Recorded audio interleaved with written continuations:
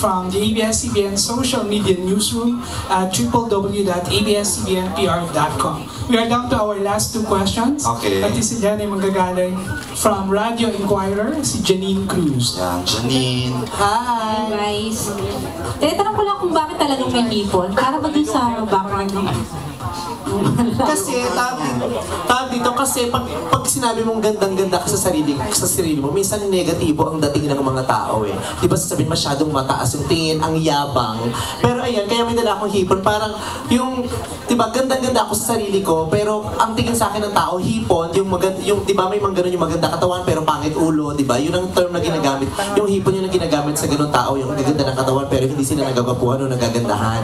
Kaya may dala akong hipon. Parang tingin nyo man sa akin hipon, pero gandang-ganda pa rin ako sa sarili ko. Kaming lahat, di ba? Kasi maaaring ituring nyo kaming isang malaking okoy dito sa poster na ito. Di ba? Alam, ibinibigay na namin sa inyo yon. Kahit okoy ang tingin sa amin, wala kaming pakialam. Basta gandang-ganda kami sa sarili namin. Ganon. At saka si Madam Bertut kasi talagang super click siya. So, gusto nga siya ng binan ko. Ay, thank you. Madadalaw mo ba siya sa Araneta? So, makakunod ba namin? Hindi siya part ng ano. Kasi napapanood na siya everyday sa Showtime. Kailangan bago. Saan nanggagaling yung mga yung mga advice mo? Alam mo, nung ginano sa akin yan, nung pinitch sa akin yung segment na yan, sabi ko, parang ang hirap naman, araw-araw, kailangan pag-aralan ko yung mga ite-text nyo sa akin ng mga problema. Kasi mga problema, totoong sumusulat, nagtitweet o nagpo-post sa Facebook page ng Showtime.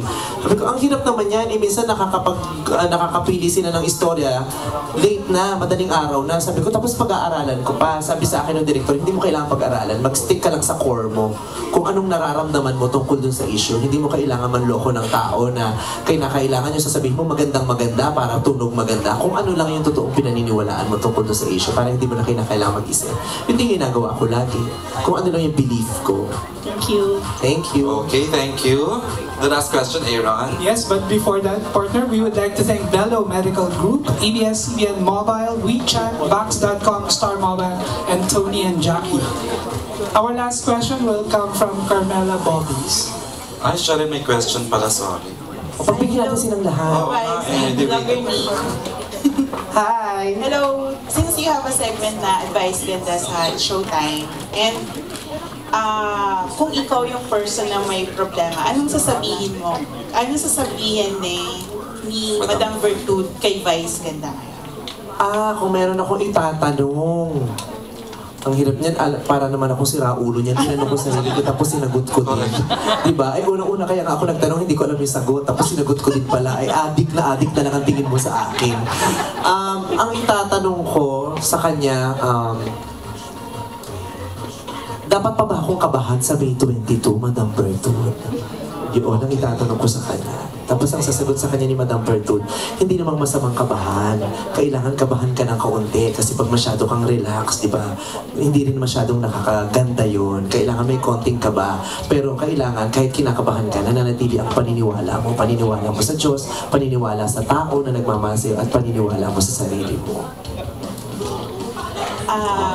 Ikaw, may problema ka ba? Kung may itatanong ka sa akin personal na totoo, hindi ka magsisinungaling. Makakarma ka pag nagsinungaling ka. Anong problema mo ngayon na gusto mong sabihin kay Madam Bertut? Sige na! Followers mo na lang ako. Anong problema mo ngayon? Tama mong meron siya. Lahat meron, pero feeling ko mabigat ang dinadala mo. Hindi kaya ng bramo ang dinadala mo ngayon na kailangan mo ng tulong. Ano yan? Sige na. Kasi yung iba akala scripted eh, pero ngayon parang on the spot, anong problema mo? May problema ka, tinatawanan mo lang. Alam mo yung problema yan ng mga Pilipino. May foreigner na nagtanong, ang Pilipino ba talaga resilient o escapist? Oo, di ba? Resilient ka ba o escapist? Yung pagtawa ba natin, senyalis na resilient ka o pamamaraan mo yun ng pagtakas mo? Yung tumatawa ka ngayon, tinatakasan mo ba ang problema mo o sadyang tapos ka? Resilient? Ano nga ang problema mo?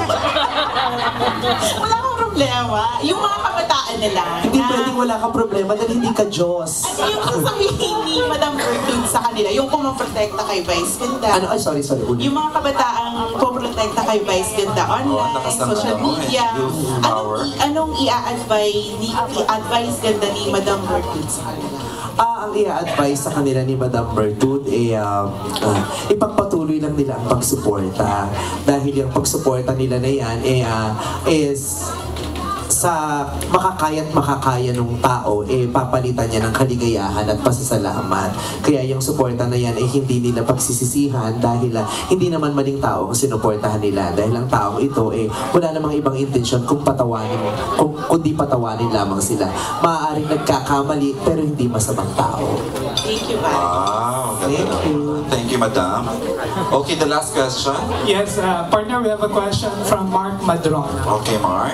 Mark Madrona, nagpapaanak ka ba? Kumadroon, ayun, Mark. Ay, sorry. Hindi nga ako magkaroon eh. Hindi talaga nagbabago yung post nyo, kaya nakahalukip-kip sa kilikili niyo mga. Bakit? Para after 3 hours malalaman nyo kung nagbago ba ang amoy. Ano yun? Anong... sa puwet naman ngayon. Pwede mo naman hawakan ng kamay ko eh. Kasi kaysa nakaganyan ka, hawakan mo na ng kamay ko, tapos siya kakagumanyan. Charot. Kaya pala arthroid ka. Ngayon alam mo na. Arthroid B. Last question. Hi, Vice. Good afternoon. Hi, good afternoon. Tatanong ko lang, yung mixed opinion sa ng gay community, no, meron some view positively na sinasabi nila because of marami na yung mas nagiging open regarding that in terms of visibility in the media. Pero meron ka rin ng mga critics. Madami. How do you deal with that within the gay community? Wala, I just accept that fact na hindi ka naman talaga matatanggap at papaboran at patiniwalaan ng lahat. Hindi lang naman sa mga bakla, huwag nating ituro lang dun sa mga bakla. Kundi sa buong mundo, di ba? Ilang bilyong tao meron sa buong mundo at di ba, hindi lahat yan mapapaniwala mo sa mga paniniwala at sa mga sinasabi. Meron at merong tataliwas sa'yo. So kung meron ako na kakausap sa inyo na for example, a gay guy na 15 years old na struggling about coming out, ano ang magiging payo mo sa kanya? Then come out. Come out. Mahirap man, pero you have to come out. Kasi darating ang panahon na magka-come out ka. If you will come out in the future, why not come out now? Diba? Bakit mo isa-sacrifice yung kasiyahan at kalayaan na pwede mong makuha ngayon kung kukunin mo rin naman sa susunod na mga araw? Diba? Sabi nga, diba, do not procrastinate. Kung anong pwede mong gawin ngayon, gawin mo na ngayon. Diba? Never procrastinate. At saka sabi nga ni Dr. Maxwell Maltz, diba? It only takes 21 days to form a new habit. Diba? Hindi man din na matanggap sa simula. After 21 days, masasanay din sila. Thank you. Thank you. And talagang ito na yung Last question, but before that, Dami naman. tickets for Vice Okay. upcoming concert are now available at Ticketnet outlets and at the Araneta Coliseum box office. Yeah, they can write 911-5555. Right. Okay. Okay. Our last question will come from Reyma Devesa of ABS-CBN. Yeah, congratulations. 1 billion hits na. Ang tari. Ano yung paano yung 1 billion hits? Yung YouTube channel ng ABS. Pinagsama-samang views? Pinagsama-sama ba yun? Opo. Single Pero channel? Entertainment po yun, ABS-CBN. Pero ang taray niyan kung isang lang, no? Isang post lang yung may 1 billion views. Congratulations! Hi, Vice. Hello. Congrats in advance. Gusto lang namin, kasi may phone-in question lang. Phone-in question? Madam Bertut, ano naman yung magiging advice mo sa mga taong gustong makakita ng clouds pero wala naman sila sa window seat sa aeroplano? Kung talagang gusto mo makakita ng clouds, kahit anong namang oras sa umaga, makakakita ka, hindi mo na kinakailang magbayad pa sa eroplano. Idungaw mo lang ang ulo mo sa bintana niyo, makakakita ka ng clouds. At mas magandang makakita ka ng clouds pag hindi ka nagda-diet kasi mas maliwanag ang mata mo. Sabi ko na, sana di binigay ang mic sa'yo. Sorry.